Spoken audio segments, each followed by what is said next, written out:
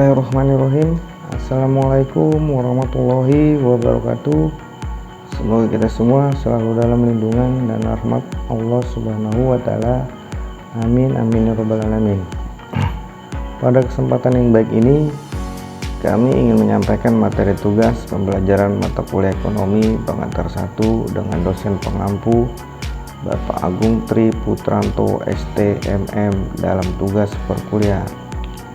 Sebelumnya, kami ingin memperkenalkan diri dari kelompok 2, yaitu saya Fadil SB dan rekan saya Rehana Siti Zahra dari Universitas Teknologi Nusantara, program studi manajemen semester 1. Materi yang akan saya sampaikan yaitu materi permintaan dan penawaran. Tujuan dari pembelajaran ini yang pertama adalah mendeskripsikan pengertian permintaan. Yang kedua, faktor-faktor yang mempengaruhi permintaan. Yang ketiga, fungsi permintaan. Yang keempat, hukum permintaan dan kurva permintaan. Yang kelima, perubahan jumlah barang yang diminta. Yang keenam, kasus pengecualian hukum permintaan. Pengertian dari permintaan. Yang pertama, definisi permintaan menurut Pratama Raharja adalah keinginan membeli barang pada berbagai tingkat harga dan waktu tertentu. Dengan kata lain, permintaan adalah jumlah barang atau jasa yang ingin dibeli oleh konsumen pada berbagai tingkat harga dalam jangka waktu tertentu. Yang kedua, definisi permintaan menurut Iskandar Putong adalah banyaknya jumlah barang yang diminta pada harga, pendapatan, dan periode tertentu. Dengan kata lain, permintaan adalah jumlah barang atau jasa yang ingin dibeli oleh konsumen pada berbagai tingkat harga dalam jangka waktu tertentu. Faktor-faktor yang mempengaruhi permintaan yaitu 1. Harga barang itu sendiri. Harga barang itu sendiri dapat mempengaruhi permintaan. Jika barang harga naik, maka permintaan akan turun dan sebaliknya. Jika harga barang turun, maka yang terjadi permintaan akan naik. Contoh, bila harga suatu smartphone naik, maka permintaan akan smartphone tersebut akan turun. Begitu pula sebaliknya. Dalam contoh tersebut, perubahan harga barang itu sendiri mempengaruhi jumlah barang yang diminta. Yang kedua, harga barang lain. Substitusi. Harga barang substitusi dapat mempengaruhi permintaan jika harga barang substitusi naik, maka permintaan akan naik dan sebaliknya.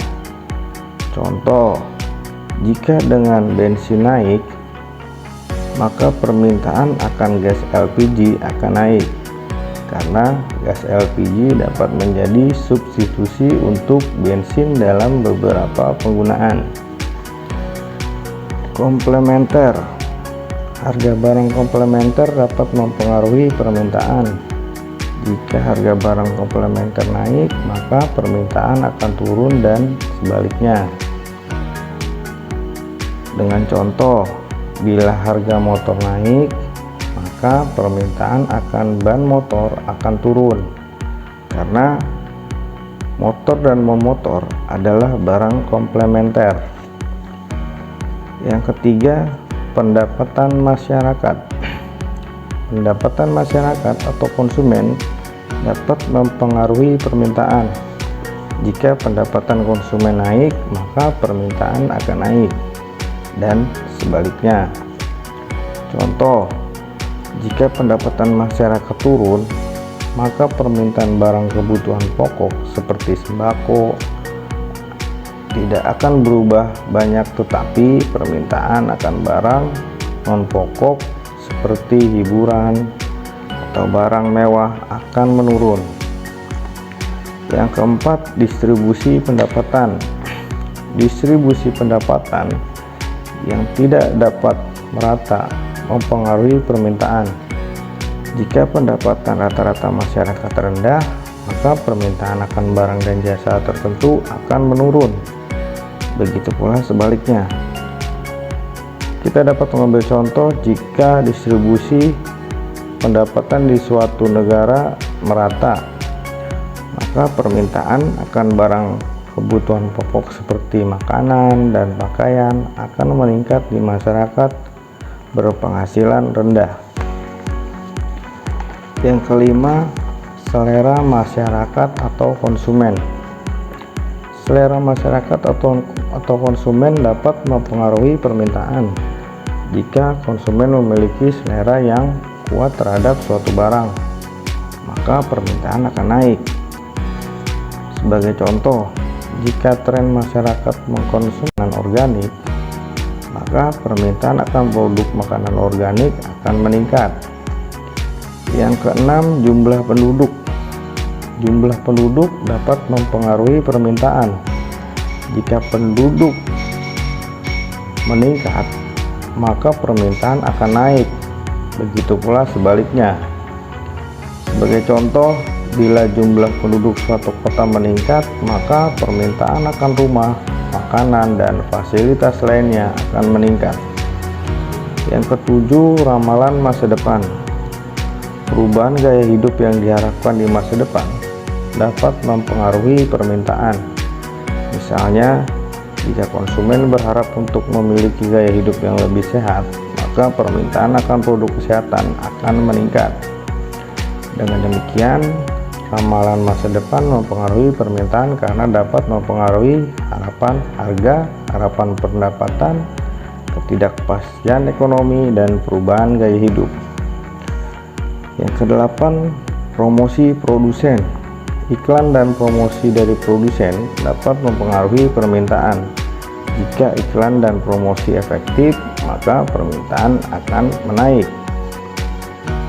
Dengan demikian, permintaan harga barang itu sendiri dipengaruhi oleh berbagai faktor, termasuk harga barang itu sendiri, pendapatan konsumen, harga barang substitusi, dan lain-lainnya. Fungsi permintaan. Bentuk permintaan dengan rumus QD sama dengan F dalam kurung PX,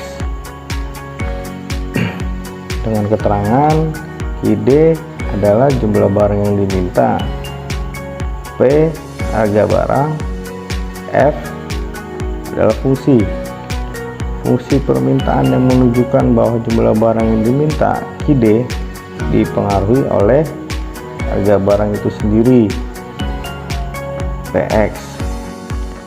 Dalam bentuk yang lebih sederhana, fungsi permintaan dapat ditulis sebagai berikut.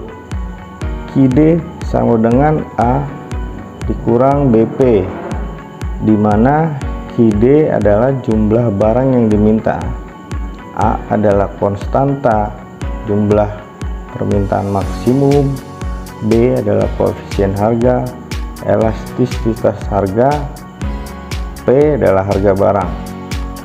Fungsi permintaan ini menunjukkan jumlah barang yang diminta, QD, berbanding terbalik dengan harga barang itu sendiri, yaitu P. Selanjutnya, dari rekan saya Rehana Siti Zahra akan menyampaikan pembahasan berikutnya. Kepada Rehana dipersilahkan. Hukum permintaan. Jadi semakin rendah suatu harga, maka permintaan barangnya akan semakin naik. Sebaliknya, jika suatu harga sedang naik, maka jumlah permintaannya akan menurun. Contoh sederhananya yaitu ketika suatu harga sedang tinggi, maka orang-orang akan berpikir lagi untuk membeli barang tersebut. Namun, jika harga sedang rendah, maka orang-orang akan berbondong-bondong untuk membeli barang tersebut. Selanjutnya yaitu perubahan permintaan. Jadi perubahan permintaan itu bisa disebabkan oleh perubahan harga itu sendiri, yaitu pergerakan sepanjang kurva, atau bisa disebabkan oleh faktor-faktor lain, atau disebut pergeseran sepanjang kurva. Selanjutnya adalah Kasus pengecualian hukum permintaan. Kasus ini menjelaskan tentang hukum permintaan yang artinya adalah di beberapa kondisi di mana hukum permintaan harga turun, permintaan naik, harga naik, permintaan turun tidak berlaku. Contohnya adalah barang spekulasi, barang yang harganya diperkirakan akan terus naik di masa depan, seperti emas atau properti di area yang sedang berkembang. Ketika harganya naik, saat ini orang justru akan membeli lebih banyak karena berharap harganya akan terus naik dan bisa menghasilkan keuntungan yang berlipat ganda. Selanjutnya itu barang prestis atau barang mewah. Barang yang dibeli bukan karena fungsinya, tetapi untuk menunjukkan status sosial atau kemewahan. Contohnya adalah tas bermerek atau mobil mewah. Terkadang semakin mahal harganya, semakin banyak orang yang membelinya. Barang given atau kebutuhan pokok. Ini adalah kasus yang sangat spesifik dan jarang terjadi. Biasanya terjadi pada barang kebutuhan pokok yang murah dan menjadi bagian besar dari anggaran konsumen berpendapatan rendah. Jika barang ini naik dan tidak ada barang pengganti yang lebih murah, maka konsumen terpaksa membeli lebih banyak barang ini meskipun harganya naik karena merupakan kebutuhan utama. Namun jika harganya turun, konsumen justru akan mengurangi pembelian barang ini dan beralih ke barang lain yang lebih baik. Harga naik, permintaan tetap naik. Ini adalah ringkasan dari pengecualian hukum permintaan. Dalam kondisi tertentu, hubungan antara harga dan permintaan bisa tidak berbanding terbalik seperti yang dijelaskan dalam hukum permintaan. Sekian penjelasan mengenai materi permintaan dan penawaran. Terima kasih sudah mau mendengarkan penjelasan materi dari kami berdua.